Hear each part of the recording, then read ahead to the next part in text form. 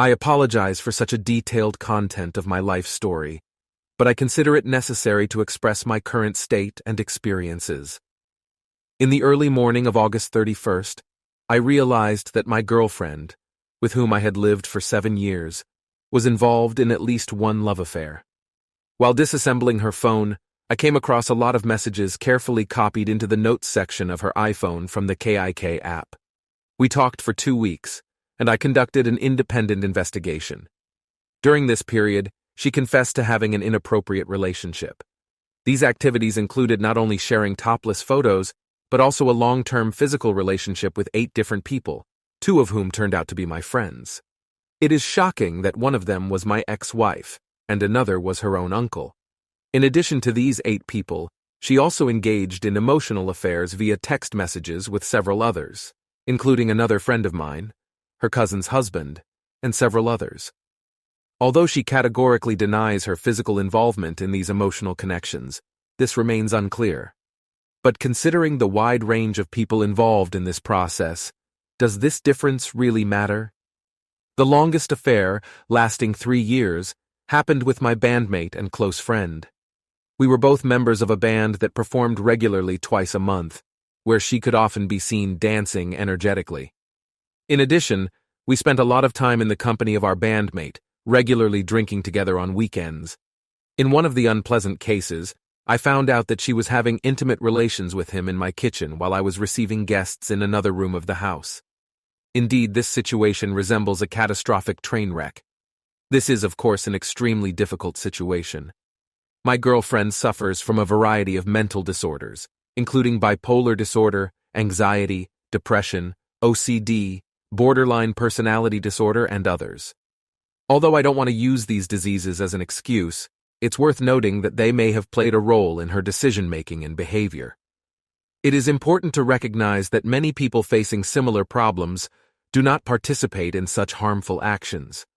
But I believe that the presence of such a disease as borderline personality disorder had a significant impact on her choices and actions.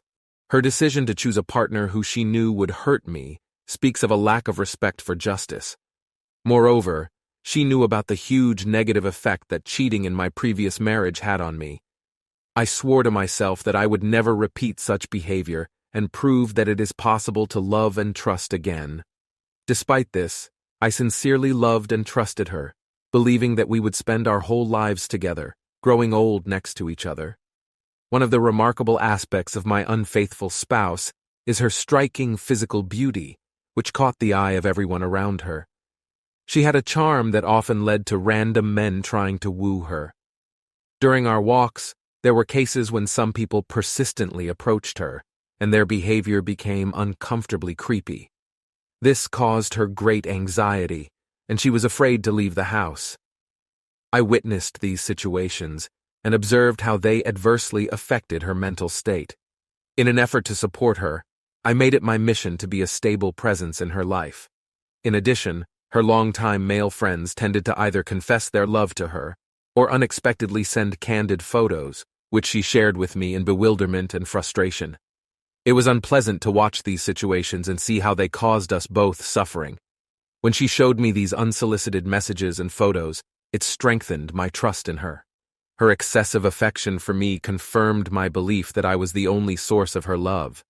As for myself, I hardly noticed her infidelities. Although it was noticeable that she was different in some ways, I never had any suspicions of her cheating until the last stage of our relationship. There were events that caused me doubts, especially regarding her actions and the explanations she gave that seemed contradictory to me. It was at this time that I met her on what later became known as D-Day.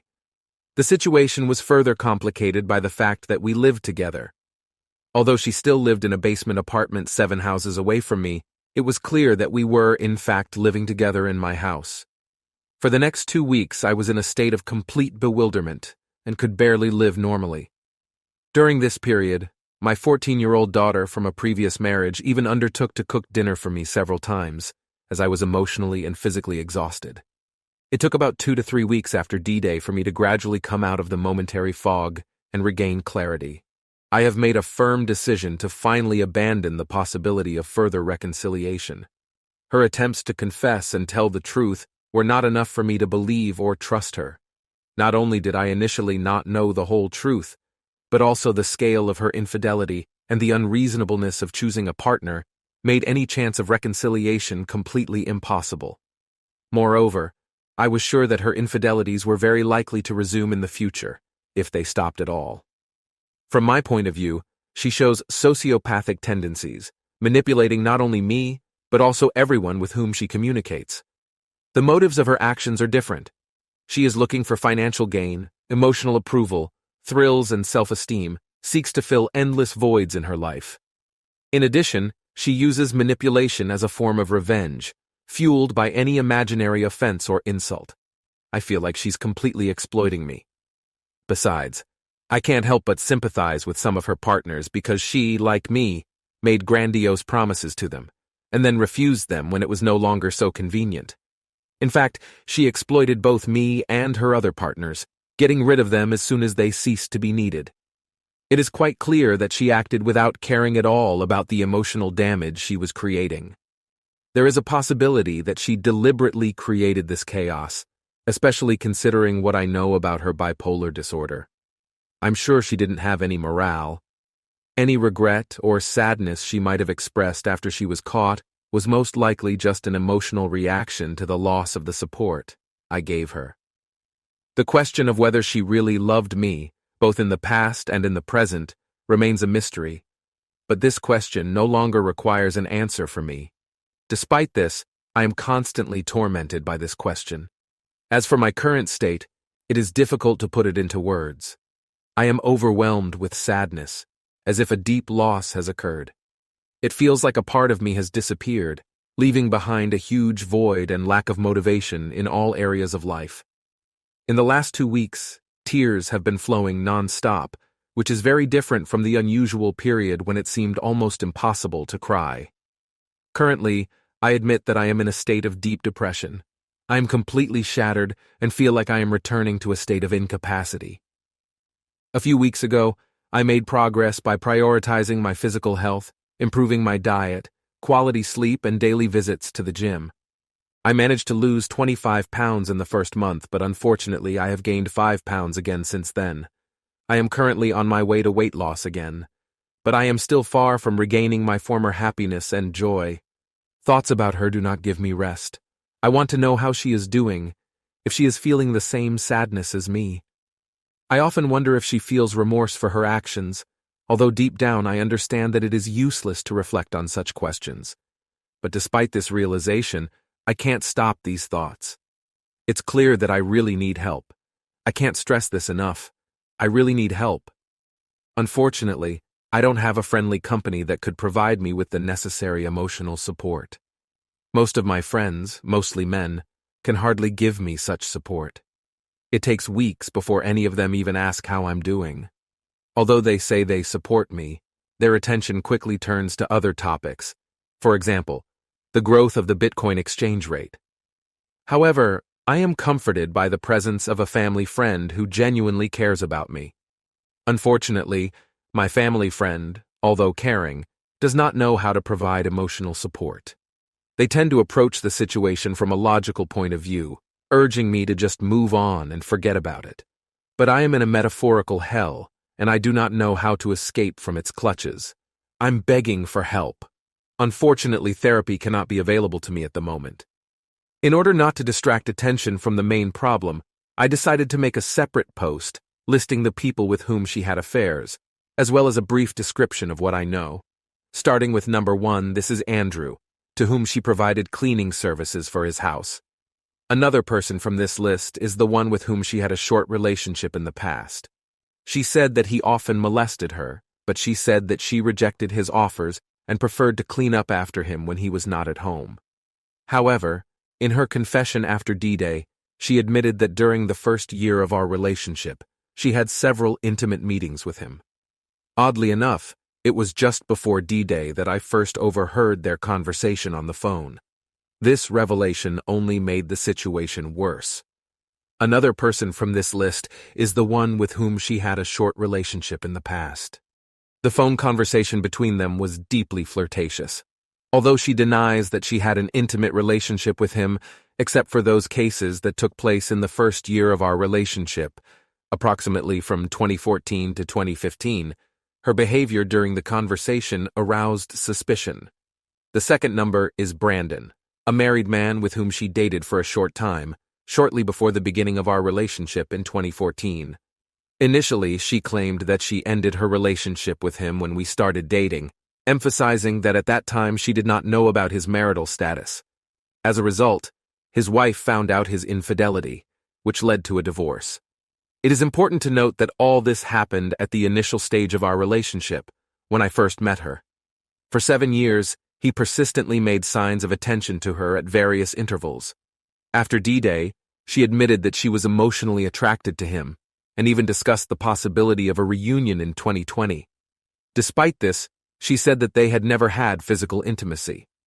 Trying to gather more information, I personally met with him after D-Day, and he willingly shared the details of his relationship with my unfaithful partner. Every year or so she comes to me, desperate for financial help. Then she seeks solace in my bed, showering me with lavish promises and declarations of love for a week or two, only to suddenly disappear from my life for another year. Sometimes we walked together, disagreements broke out between us, and then she appeared on my doorstep in the early morning. In search of shelter, she would go to bed with me, and the next day she would wake up asking how she got there. About a year ago, she wrote me a sincere love letter in which she confessed her desire to be with me. But I made it clear to her that she had to prove her sincerity before I could fully commit to a relationship. It is very unpleasant to realize that she had connections with many people, including my ex-wife. The deeper I delve into these details, the more upset I get. Number 3 on the list is Jason, the father of her 16-year-old daughter. Despite the fact that they live on the other side of the country and have not had physical contact for more than a decade, she admitted that they exchange messages daily after the day. This statement cannot but be alarming, especially considering the current marital status of Jason, who has 2 or 3 children of his own. Whenever she applied for financial help, he rudely addressed her, demanding photos in return, which she willingly provided. We turn to the 4th number. This is Janet, my ex-wife. Our marriage broke up because of her infidelity and struggle with alcoholism. Despite the past, over the course of several years, we gradually began to restore friendly relations. Janet's acquaintance with her husband, Wayward, took place due to the fact that we performed common duties, coordinated the delivery and pickup of children, attended our children's birthdays. For the first time, their paths crossed in 2016 during the celebration of Halloween. Janet came to help with the celebration. In the evening, he and his wayward spouse began to drink together on the porch of my house. In the end, I fell asleep while putting my daughter to bed, unaware that the two of them continued the celebration in the apartment of the wayward spouse, located a few houses down the same street. Around 2 o'clock in the morning, I woke up and sent a text message to my wife, asking when Janet left. In response, she said that Janet had left her recently and that she was heavily intoxicated. Then my wife asked if she could come and talk to me, to which I agreed. She told me about the incident with Janet when Janet tried to touch her hair and tried to kiss her, but she quickly made it clear that she wasn't interested. Wanting to get more detailed information, I asked about the specifics of the situation. Then Edward's companion backed down and said that perhaps she had misunderstood the situation, and in fact, nothing had happened. This made me doubt it, but I decided to check out Wayward's wife. But my suspicions were confirmed when I had the opportunity to meet with Brandon. He shed light on my concerns. In particular, he told me about a meeting that happened a few years ago with Sonia, a personal trainer whom Wayward met at the gym.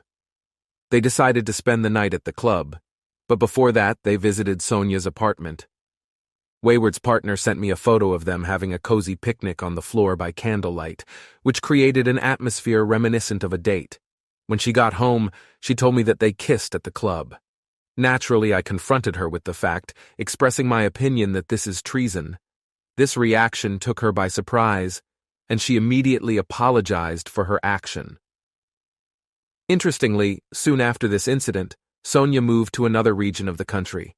We turn to number 6, Devon, who turned out to be both the vocalist of my band and a close friend. He is currently married and has 2 children. In her phone, I found exactly his text messages, from which it follows that their affair lasted from the beginning of 2019. During the course of the novel, he rented a hotel in the city center for daytime, where they engaged in intimacy. Or he would pick her up in his minibus, and their date took place in his back. Sometimes he even waited for Wayward's partner and I to come home after our concerts, intending for me to fall asleep so that she could meet him again. We regularly invited him for drinks, and during these meetings I did not even suspect that something was going on between him and Wayward's wife. Their communication seemed harmless to me. Now let's move on to number 7, Gary, who turned out to be her uncle. In the early stages of our relationship, she told me that before meeting me, she had a romantic relationship with one of her cousins. In addition, in November 2019, one evening she had a mental breakdown, which occurred repeatedly throughout our relationship. During this episode, she confessed to me that she had also had intimate relationships in the past. In her younger years, she spent time with her 2 uncles, Derek and Gary. I had the opportunity to get to know these uncles and truly love them. But after recent events, my attitude towards them has changed dramatically.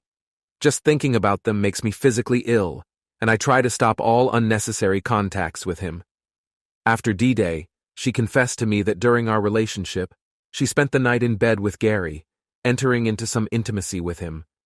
Whether their communication went on remains unclear. It is worth noting that Gary's advanced age and his physical condition, when he leans on a cane as a result of a car accident, only increase my disgust at the thought of her connection with him. Moving on to number 8, we have Mike. During the pandemic, our families formed a bubble with another family who lived on the next street. It included a husband, wife, and their 2 children. We often arranged joint game evenings, in which 4 adults and 4 children participated. Most of these meetings were held at my house, and sometimes we played at Mike's house. But in March 2001, she expressed her dissatisfaction with Mike's behavior. According to Wayward's partner, Mike made unpleasant remarks to her, said that I was not suitable for her, and hinted that they had common features of madness. Moreover, he believed that they should be together, and admitted that he wanted to have an intimate relationship with her since they attended one of my concerts a few years ago. The plot spun when he said that due to the approaching death of his father, he had the opportunity to inherit a significant amount of money, provided that he divorced his current wife before his father's death. When she told me about it, she insisted that she had not taken any part in these discussions and claimed that it all came as a surprise to her. She assured me that she quickly stopped all such attempts, but he continued to get his way, and she became more and more uncomfortable.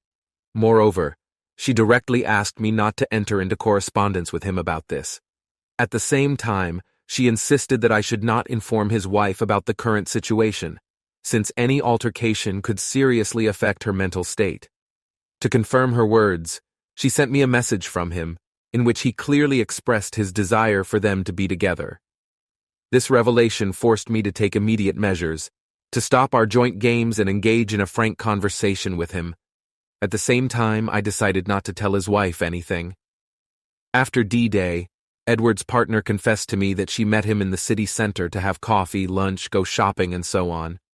He took her to a hotel in the city center, where the payment was made hourly. She explained that when she realized the nature of the institution, she tried to refuse, saying that she wanted to go home. She said she felt awkward and did not want to continue, even repeatedly expressed her refusal in the lobby. But when he forced her to go up to the room, she admitted that she stopped voicing her objections, because she thought it was inevitable. Subsequently, she told her sister and a psychotherapist about the incident, who qualified the incident as a compulsion to closeness. I hesitate to call him that. In the days following D-Day, I did not know about the excursions to the city center, nor about the incident in the hotel room. At that time, I shared with Mike's wife what, in my opinion, happened based on the information I had, that he molested my girlfriend. But I didn't know about her involvement and whether there was really anything between them. Mike's wife informed him of the situation. As far as I understand, Mike and Wayward managed to build a version that either nothing happened and I'm overreacting, or that their attitude towards each other was significantly downplayed, and they were not as significant as they really were. I noticed that my ex-wife deliberately avoided me, passing by my house, apparently trying to distance herself. During our conversation, she made it clear that she didn't want to know if there was anything else. I respected her decision, and did not tell her about Wayward's confession in connection with the incident in the hotel room. In this particular case, I never received confirmation of physical participation. Moving on to number 9, Randy, who was my friend from the previous band I was in. Wayward communicated with him only a few times when their paths crossed through me. Initially, he liked her posts on social networks and left positive comments. Gradually, this turned into conversations in instant messaging chats, and eventually turned into text messages. I was not aware that this communication was going on. It was during a casual conversation that she casually mentioned that she had exchanged messages with him earlier that day. Naturally, I was taken aback and asked her to show the messages. She agreed, but at that moment we were interrupted by an urgent conversation, and we did not have time to view the messages. Unfortunately, even when she finally showed them to me, it was like endlessly scrolling through a huge amount of text conversations. Back to the beginning, in January 2020, they exchanged about 10 messages a day. They even shared smiling selfies with each other. Alarmed by this, I expressed my dissatisfaction to her, saying that this was out of bounds and that he clearly had a romantic interest in her, which creates prerequisites for a possible proposal. But she brushed off my claims, claiming that he was not like that. I advised her to distance herself and eventually stop communicating completely. Trying to calm me down, she gave me the access code to her phone so that I could check their conversations at any time. During our visit to a friend's dacha, she made an ill-considered decision to send him photos of herself in a bikini. Puzzled by the consequences of this action, I warned her that he would take it as an invitation. A few hours later, she came up to me and confessed that my prediction had come true. In response, he sent a message saying, "I urgently want intimacy with you." Realizing the seriousness of the situation, I urged her to completely stop communicating with him. She said she did, and promised to tell me about his subsequent actions. But when she showed me these messages, it became clear that his statements did not quite correspond to her previous explanation, which caused some doubts about the veracity of her words. She claimed she never replied to his message, despite the fact that she did not admit that she had met him or entered into a physical relationship. It would be rather naive to completely ignore such a possibility. Now let's move on to number 10, James, a friend she met before we met. He sent her a selfie showing off his well-defined abs and even attached a provocative image of himself in green boxers, accompanied by a playful message, "Happy St. Patrick's Day." She showed me this message as soon as she received it. In fact, similar incidents involving her former friends occurred repeatedly in the early stages of our relationship. She came up to me and said, "Oh my God, not that! It looks like the same pattern is repeating itself," she shouted, looking genuinely upset. Such a consistent reaction made me believe her, and believe that these unwanted advances were uninvited and disapproving on her part. Now let's move on to number 11, Kevin. He was a friend of one of her uncles. One day I had the opportunity to meet him when the three of us were spending an evening at her uncle's house. Another time he came to our city, and they walked together. I had no idea that in the midst of all this I would stumble upon text messages talking about a 3-year affair between her and the vocalist of my band. In addition to the discovered text messages, I also came across a love letter from Kevin, in which he hinted at a magical event that happened between them, expressed his love for her, and much more. In response, she began to deny her connection with him, insisting that he was fixated on her, and sent a letter without asking. But considering that during our relationship she returned to the city where her uncles and Kevin live, it is likely that they spent at least one night together. After learning about the exchange of messages between her and Randy, she casually mentioned, "Yes, by the way, I also regularly correspond with Gavin, but there is nothing between us." Curious, I studied their correspondence, which, although not as extensive as with Randy and did not contain selfies, still represented an emotional romance. It seemed strange to me that she was communicating with Miller, who, as it turned out, is the father of her friend and is married to her cousin. Wayward's wife previously told me that Miller constantly talks about loneliness and lack of affection in his marriage, describing it as a dead bedroom situation. It was noticeable that Miller was counting on the emotional support of his unfaithful spouse, seeking solace in their communication.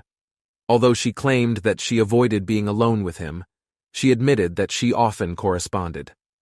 After D-Day and our subsequent separation, she tried to find shelter by staying overnight with her cousin, where Miller also lived. The next day, Miller drove her home and walked her to the door. According to her, he tried to kiss her, but she immediately pushed him away. Later, discussing the possibility of reconciliation, we studied her phone together. It was during this conversation that a WhatsApp message came from Miller. "Hi, I just wanted to get in touch with you and hope your day is going well. I also wanted to make sure everything was okay between us." Now let's move on to number 14, Derek, who turned out to be the second uncle. He is about my age, and we often stayed with him outside the city, sometimes quite often. However, there were times when she came to him without me. During the communication between them, there was always some kind of touching atmosphere. She often emphasized their closeness, explaining that they have many common mental health problems. When we stayed at a party, we usually spent the night at his place. Several times when I woke up in the morning, I saw her talking to Derek, lying in his bed. Naturally, I expressed my concern about this situation, but she reassured me that her relationship with this uncle was purely platonic and asked me not to worry. Later, during a difficult period when she had a mental disorder, she admitted that she had a real relationship with 2 uncles and 1 cousin, and this uncle was one of them. This revelation caused me a feeling of disgust and almost led to the rupture of our relationship. Since then, I have limited my communication with this uncle only in case of extreme necessity. Throughout the entire time of our communication, there were cases when other men showed interest in her, which further aggravated my doubts. It is possible that she had other affairs, but it is difficult to say for sure. Due to the current situation, I immediately went for an examination for my peace of mind. But for safety reasons, as well as to discuss another health-related issue, I scheduled an examination for next week. I was afraid that she might infect me with psychiatric diseases. They didn't call me back after the tests, which meant that I was healthy. I want to clarify that despite the enormous mental pain that I'm experiencing, I have no intentions of seeking reconciliation. My consciousness is still functioning well enough to understand that returning to that situation is not an option. I haven't talked to her for a week and a half. Unfortunately, she still lives on the next street, and I sometimes see her passing by or driving by car, which makes me very sad. It would be easier if she decided to leave. In addition, I have distanced myself from the friends who were involved with her during our relationship. For those who are interested, we do not have children together. Each of us has our own daughters, and we have no common financial obligations. So, at least in this regard, we do not have any legal issues that need to be resolved. As for my creativity, I am working on a song dedicated to this experience, although it can be difficult for me to focus on any particular task. 2 months passed, and I noticed that I hadn't met her for a long time. I wondered where she had disappeared. Of course, I hoped that she had moved. But as it turned out, she is being treated at the clinic. After our separation, she continued to conduct promiscuous, intimate meetings and contracted syphilis, and now she is under the supervision of doctors, and I decided to move to another country where my aunt lives. Now I am 51 years old, and my wife is 45 years old. We have been happily married for a quarter of a century. Our modest home is located in the heart of the Midwest, where we both lead a full life of conscientious farmers. Our small family consisted of 2 children. Our daughter, who recently turned 18, has just entered college. But 5 years ago, a tragedy happened. We lost our beloved son. Today he would have turned 20 if fate had not intervened. Her grandparents were mainly engaged in animal husbandry and the cultivation of grain crops, corn, and wheat. When my parents separated, my wife realized that it was more pleasant for her to live with her grandparents than with her own parents. Upon reaching the age of 18, she decided to move in with her grandparents, offering them her help in farming. A distinctive feature of my wife is that she does not succumb to public perceptions of a woman. She is not only aesthetically attractive with her long blonde hair, but also keeps an eye on her physical form. She is not afraid to get dirty by doing hard work. When I met my wife, I didn't have much knowledge about agriculture. Although my parents were also farmers, they were engaged in small-scale agriculture compared to my wife's grandparents, who were considered large farmers. Our journey together began when my wife was 19 years old, and we quickly realized how well we work as a team. Marriage seemed inevitable, but over the course of our lives we have faced new challenges. Around the time our son was born, her grandfather's health began to deteriorate, and her grandmother began to experience memory problems associated with dementia. In this situation, I had to take on more responsibility. Due to the fact that my wife's father did not want to engage in agriculture, I took on the role of the head of the family and assumed all related responsibilities. At that time, our son and daughter were 15 years old in our family and 13 years old. Unfortunately, my wife's grandparents passed away, and their farm was inherited by her. When we got used to the new stage of life, it seemed that everything was going well. Moreover, our son, like my wife and I, showed a natural talent for farming.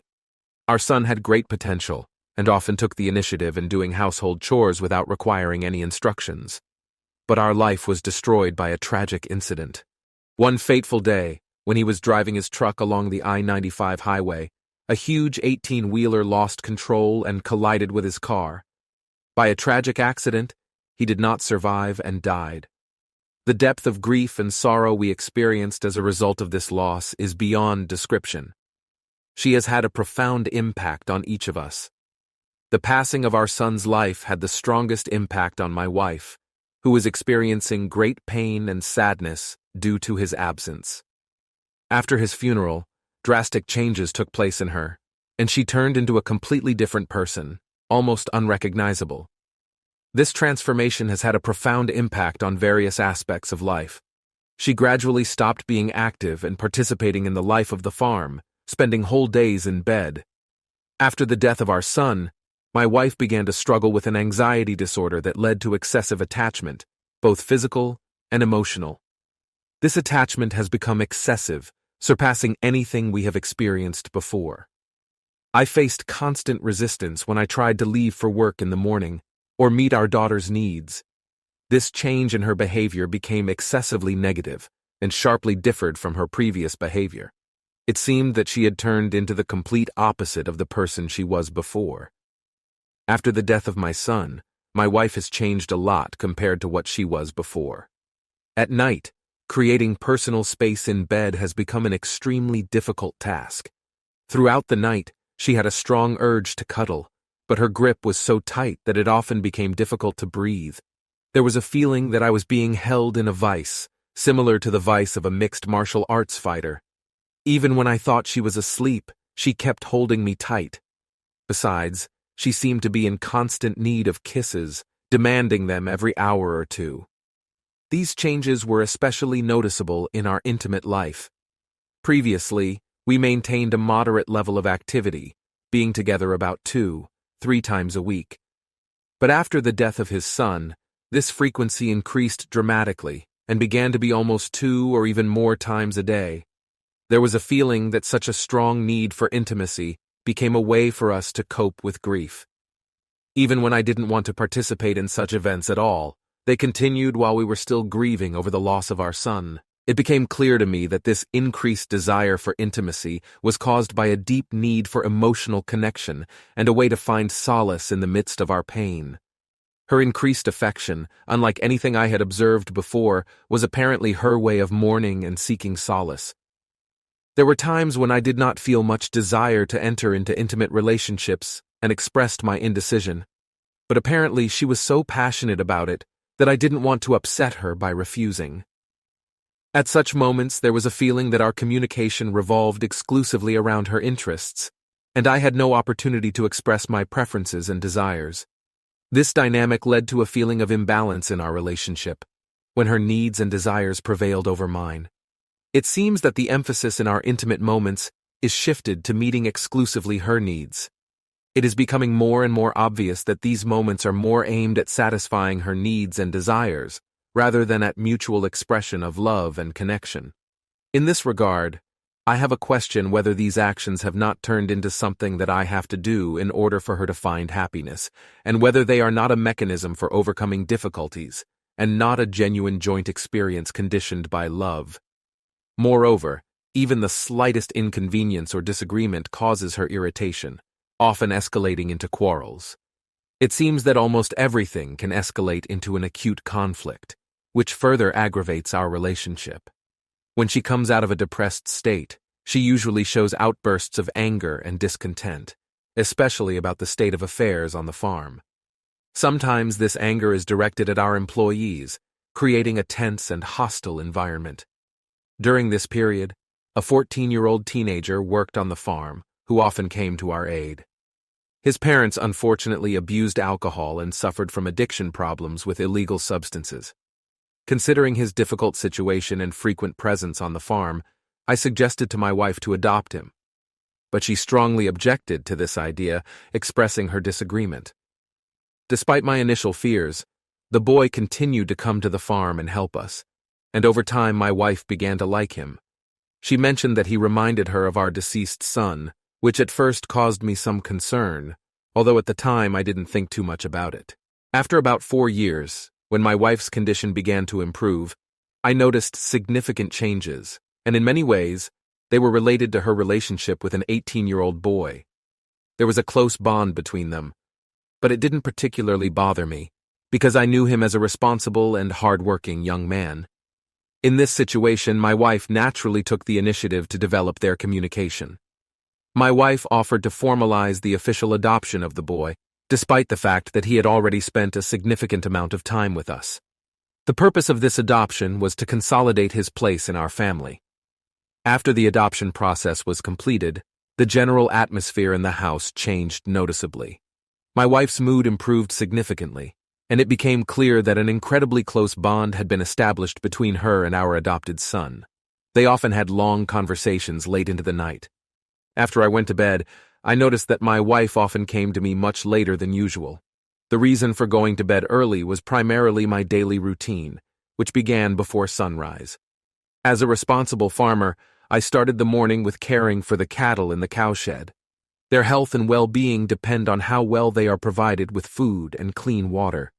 In addition, I carefully examined each animal for signs of illness or injury, carefully monitoring their overall well-being. In addition to caring for the cattle, my duties extend to the cornfield. During the sowing season, I take an active part in preparing the soil and sowing corn seeds, often working together with my adopted son. When the corn starts to grow, my attention turns to watching its development. To do this, it is necessary to provide them with sufficient water and nutrients. At times, there is a need for watering in order to provide the plants with the necessary level of moisture. To ensure proper nutrition for corn, I diligently introduce fertilizers into the soil. In addition, I closely monitor the appearance of pests and diseases that may pose a threat to the health of corn plants. Depending on the season, my duties change. During the harvest, my adopted son and I, as well as hired workers, who are often my close friends, control the process of harvesting corn. For the effective harvesting of ripe ears, we use specialized machinery combines. In addition to overseeing the harvest, my responsibilities include ensuring proper storage and transportation of corn. This may be using it as food for our animals or selling it. At first, I wasn't bothered by the close bond between my wife and our adopted son, as our daughter also spent time with them. Despite our shared grief over the loss of my son, the memory of him was constantly present in my daily life. But I began to notice curious changes in my wife's behavior. It seemed that she recovered from the pain faster than I expected. At one time, my wife became extremely attached to our adopted son. They often hugged while watching TV wrapped in a blanket. Over time, this became a common occurrence, which at first did not seem strange to me.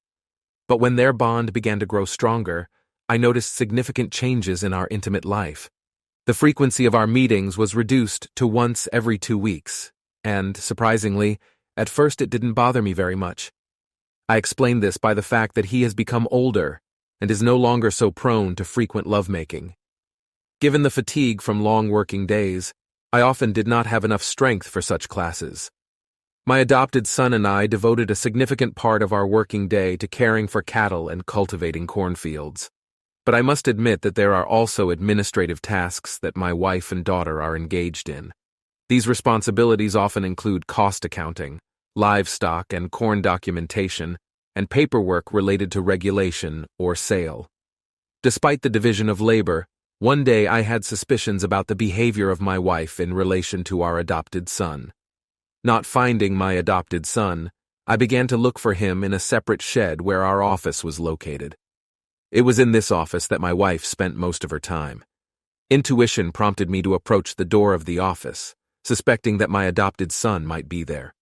Just outside the door, I noticed his dirty shoes, which clearly indicated his presence inside. I knew that the locking mechanism on the office door was faulty, and it was impossible to lock it from the inside. With curiosity and concern, I opened the office door. I couldn't shake the feeling that I had stumbled upon an unexpected moment in the relationship between my wife and our adopted son. A brief exchange of glances hinted at something more, but at that moment I treated it as a pure guess. 3 years have passed, and our daughter turned 18, and she started going to college. This meant that only I, our adopted son, and my wife were left at home. The harvest season has brought its demands and responsibilities. During the busy periods of work on the farm, we were often helped by additional workers. After a long and difficult day, we usually relaxed at a local bar and had a drink together. But since my adopted son has not yet consumed alcohol, he usually returned to the house earlier. When the working day came to an end, I asked the rest of the workers to work without me, as I had to complete a few remaining tasks. In particular, I wanted to finally check the cattle to make sure they had settled down for the night. Having made sure that all the equipment was put away for evening storage, I, yielding to a sudden impulse, went into the office and informed my wife about my imminent departure. This action was different from the established routine of leaving the house after a long cleaning day and was unusual for me. When I took hold of the handle and opened the door, I was overcome by a wave of anxiety that settled in the depths of my stomach. It was an unusual sensation that left me feeling anxious. When the door swung open, I felt that something was wrong. What appeared before my eyes caused a violent surge of emotions, paralyzing me for a moment. Time itself seemed to slow down, allowing me to see every detail of the scene unfolding in front of me. There, in the midst of all this, my wife, the one I have always trusted implicitly, was on her knees and engaged in intimate activities with our adopted son. My heart began to pound in my chest. Shock and disbelief spread through my veins. A wave of emotions overwhelmed me, and I was confused. My mind was trying to comprehend the spectacle that unfolded before my eyes. Anger, resentment, and a sense of betrayal raged in me, turning into an incomprehensible mixture that threatened to lead to numbness of feelings. The intensity of these emotions became uncontrollable. Hands clenched into fists by themselves, breathing became deeper and heavier. It seemed that a surge of energy was pulsing in me, fueling the whirlwind of emotions that overwhelmed my being. A feeling of dizziness immediately covered me, for a moment tearing me away from the reality unfolding before my eyes. For a moment, I felt suspended, as if watching what was happening from the sidelines. The room seemed to blur around the edges, and I focused my attention on the terrifying picture unfolding right in front of me. An irresistible urge to scream, demanding an explanation, swept through me, spurred on by violent emotions. And at the same time, some part of me longed to look away, to hide from the pain and confusion that threatened to engulf me. Some part of me desperately tried to reject this picture, clinging to the faint hope that all this is a cruel illusion. But every second the truth became more and more indisputable, and I realized that I could no longer avoid meeting what was happening. This fact struck me like a powerful blow, brought me out of a state of shock, and forced me to take more decisive action. Tears welled up in my eyes, a mixture of sadness and frustration on the verge of collapse. My voice trembled as I plucked up the courage to speak. A wave of openness and vulnerability overwhelmed me when I plucked up the courage and asked a question that was burning inside.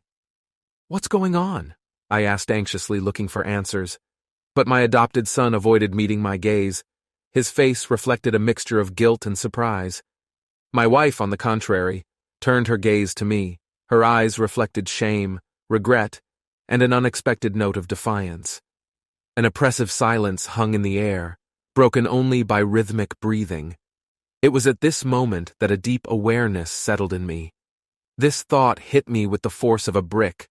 There was a shift that destroyed the solid foundation of trust on which our relationship was based. The weight of betrayal hung menacingly not only over my wife, but also over my adopted son. Driven by anger, I instinctively grabbed him by the neck and dragged him out of the room by force. In my ears was the shrill cry of my wife, who tried to intervene. Filled with rage, I felt a primal desire to hit him, to vent the anger that had seized me. But by force of will, I managed to restrain myself. With a stern warning, I made it clear how serious the consequences would be. In a firm and resolute tone, I clearly warned him that if he crossed the threshold of my house again, it would entail consequences. With these words hanging in the air, I turned away and walked, barely restraining the flow of pain and confusion that surged over me. In search of solace and an opportunity to distract myself, I headed to the bar, eager for the presence of friends, in order to take my mind off the shocking scene imprinted in my mind for a moment. Being alone was the last thing I wanted at that moment, because it only spurred on the incessant thoughts about what had happened. The gravity of the situation seemed completely unbearable, threatening to crush me under its weight.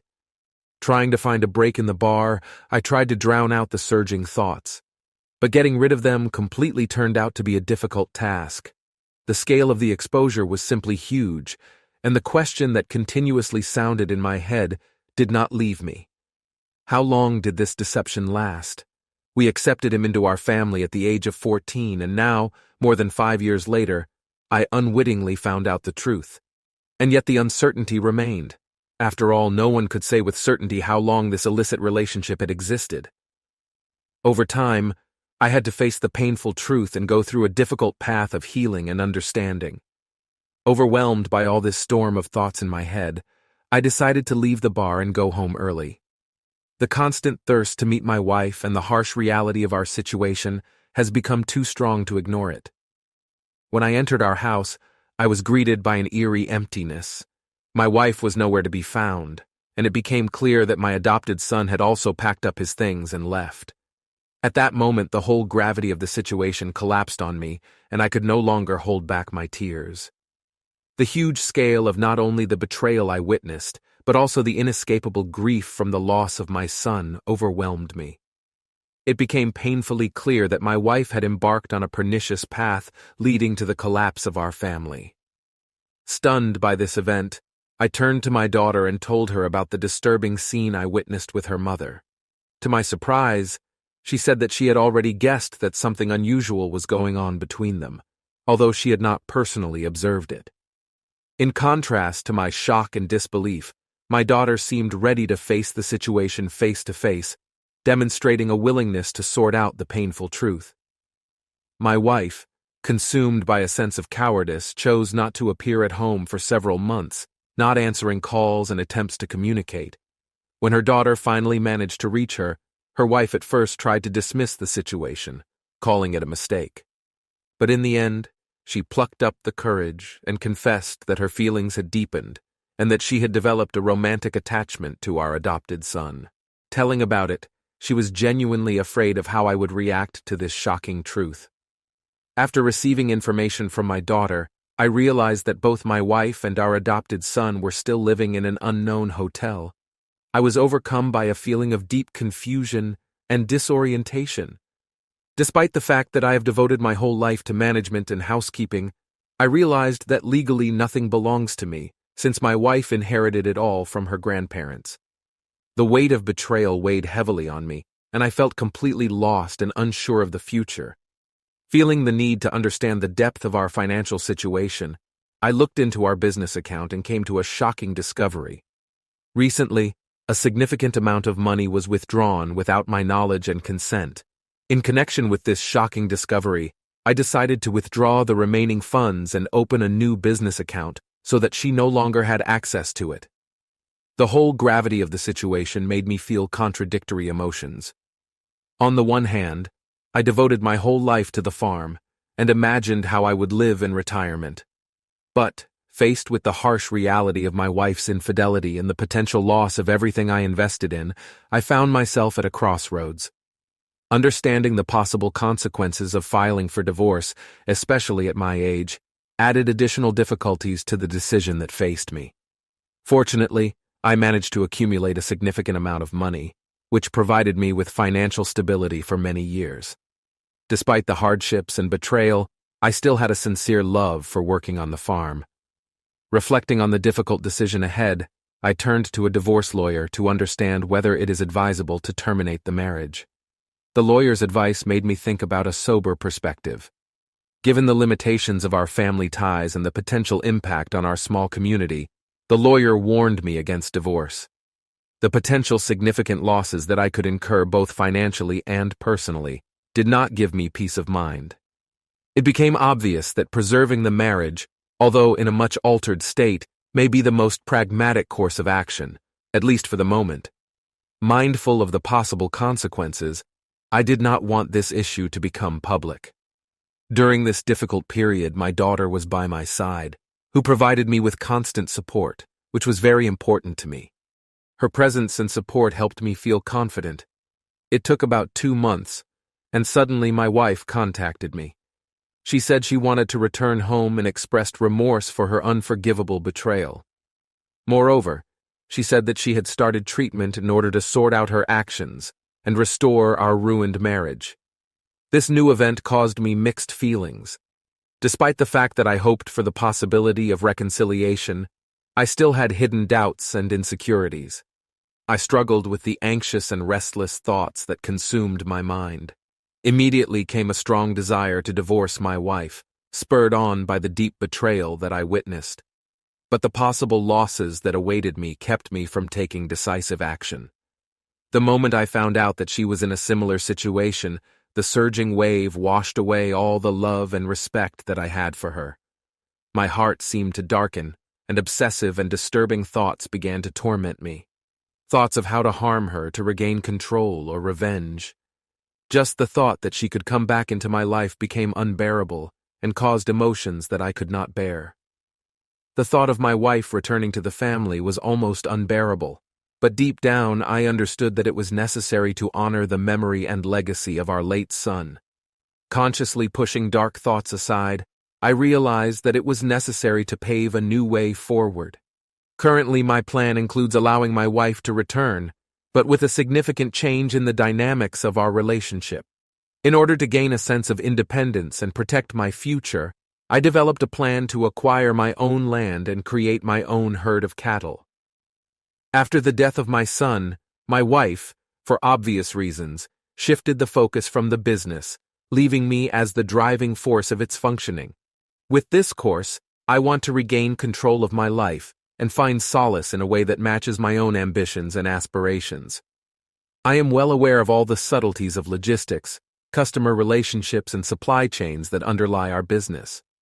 Although my wife played an important role in his success, I was the engine in creating wealth for both of us. But now my attention has shifted towards increasing my own well-being. With this in mind, I am actively working on creating my own business over the next 2 years. I intend to create something independent of her influence, an enterprise that would reflect my personal goals and desires. Ultimately, my goal is to be prepared for the fact that by that time, we will be able to divorce, if it comes to that. This decision is based on my own desire to have a secure and full-fledged future that will allow me to go my own way, preserving independence and self-determination. 4 years have passed since that terrible day when I found my wife with her adopted son. I have a successful business that my cheating wife doesn't know about. All these years I have tolerated her presence next to me, but yesterday everything changed. While my wife was leaving to visit a friend, I packed up all my things and left for my new home, leaving her with a ruined business and no means of subsistence. She didn't even know that I was doing everything to leave her in poverty. I think she has not yet realized what state she is in and that I abandoned her. I'm going to file for divorce soon and try never to. Although we have been married for only 2 months, our relationship, apparently, was on the verge of divorce. Over the 5 years of our life together, we have experienced many difficult moments. Currently, we are both in our 30s, and we are experiencing an unclear fate of our marriage. The story began with the fact that she left 100 miles away to get a higher education, and I stayed at the same place to finish my studies. After 6 months of separation from her, the difficulties associated with separation began to affect both of us. It was at this time that she suggested to me the idea of an unconventional relationship that would allow me to enter into intimacy with other people. I took my time with this proposal, carefully considering its consequences. I began to be tormented by uncertainty, and I constantly thought about whether to enter into a free relationship. Despite my doubts, we came to a mutual decision to end our love affair amicably, while maintaining a good relationship. But after a while, I felt a strong attraction to my colleague. Soon we began to enter into an intimate relationship. Although communication with my former partner, who has now become my wife, was not interrupted, the relationship between us began to change noticeably. Although we were both in different relationships, and she was actively looking for connections with other people, we continued to communicate constantly. This went on for several months, until she realized that she had made a grave mistake and did not want to correct it. Trying to fix our relationship, she turned to me. But I was torn between the decision to finally make peace with her, or to continue to find out my growing feelings for another woman I was dating at the time. And even though we were in different relationships, we still continued to communicate until we finally decided to officially reunite. I ended a relationship with a woman I was dating, and she told me she also ended a relationship with another person she was having an affair with. I didn't go into the details of her previous relationship and our breakup, as I didn't consider it very important. Instead, I decided to trust her and believe that she really ended the relationship with another person. When we were together again, 6 months later we got engaged, and 8 months later we tied the knot. At that moment, I faced some health problems, eventually gained 25 kilograms of weight, which led to a decrease in my physical activity. In addition, I began to experience difficulties with my general health. Surprisingly, my wife and I never touched on the topic of my specific problems, but she treated me with understanding and support. However, about 2 weeks before the wedding, she began to doubt the correctness of our decision. I understood her insecurities, as she was marrying a man who was experiencing real problems and might not be able to meet her needs in this regard. When we went on our honeymoon, we finally started a frank conversation about the problems we faced in our intimate relationships. We openly discussed that earlier, when I was healthier and in better shape, our physical connection brought us deep satisfaction. But we recognized that now, as I gained weight and lost fitness, the situation has changed. I gave myself and her a personal, firm promise to engage in self-improvement and do everything necessary to strengthen our true love. However, when we returned home after the wedding trip, we immediately faced serious problems related to her cat and her apartment. As a result, we didn't have time to rest before I had to go back to work. Unfortunately, during this period, we lacked intimate moments. After the wedding, my wife told me about her severe miscarriage. She sought medical help to make sure of her health. Although this was our first attempt at having a baby, and we had recently tied the knot, I didn't allow myself to worry too much about time. But thinking about the time that has passed since the wedding, I remembered that our intimate relationship was strained because of my excess weight. The frequency of intimacy has noticeably decreased, and we no longer had the same pleasure as before. At first, I felt a sense of relief knowing that she understands and is aware of the problems I am facing, but a part of me couldn't help thinking that maybe she was still in an open relationship, secretly keeping in touch with someone else. It seemed unlikely and implausible to me because I firmly believed that she would not go for such behavior, and I fully trusted her. Serious changes occurred when I joyfully hugged her on my return from work and felt the persistent smell of men's cologne on her. The fragrance was familiar, reminiscent of the cologne used by my institute friend. This event aroused my strong suspicion and made me pay attention to her behavior. I began to notice a certain peculiarity. Returning from work, she quickly put her clothes and underwear in the washing machine. Despite the fact that the amount of clothes was clearly not enough to use the washing machine, such non-standard behavior continued, which reinforced my vague suspicions. I thought that maybe I was thinking too much and feeling insecure because of her previous offer of a free relationship, which led to our temporary separation. But eventually, curiosity got the better of me, and I was tempted to check her phone. This decision revealed to me the truth that she never really ended her open relationship. She participated in numerous orgies, which included intimate relationships with several men at the same time, up to 5 in total. In addition, she entered into an intimate relationship with her ex-boyfriend, and the moment that they did not comply with the rules of protected sexual intercourse during these meetings is particularly disturbing. The most frightening thing was that she actively tried to conceive a child from him, and a miscarriage that occurred as a result of taking the drug Plan B. He asked if she was thinking about starting a family with him. From her answer, it became clear that, although she has a desire to have a child, there are serious obstacles in their way. Firstly, he planned to move quite a long distance to be together with his girlfriend. In addition, she is already married, which in itself is a serious condition. Therefore, given these circumstances, she decided to take precautions such as Plan B to ensure her safety. She told him she would let him know if her situation changed. She found herself caught between her desires and a sense of responsibility, and the difficulties of adult life sometimes disappointed her. When she decided to use Plan B, it proved to be a successful means of preventing unwanted pregnancy. After a while, she told me that she had had a miscarriage, and I gave her my support, assessing the situation as if we had lost a child together. But I didn't know that she did it on purpose, taking the drug Plan B to terminate the pregnancy. When I found out that she had an intimate relationship with another, I wasn't as devastated as when I found out that she wanted to start a family and be with him. This caused confusion, because she had already become pregnant and initially announced her intention to fulfill this promise.